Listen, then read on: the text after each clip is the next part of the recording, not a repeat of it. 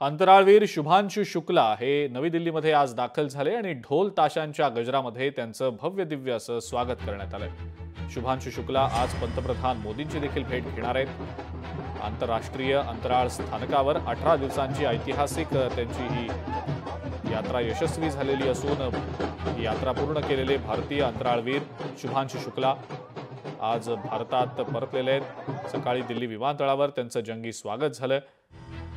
केंद्रीय विज्ञान मंत्री जितेंद्र सिंग, दिल्लीच्या मुख्यमंत्री रेखा गुप्ता यांनी त्यांचं विमानतळावर स्वागत केलं आणि आज पंतप्रधान नरेंद्र मोदींची ते भेट घेणार आहेत।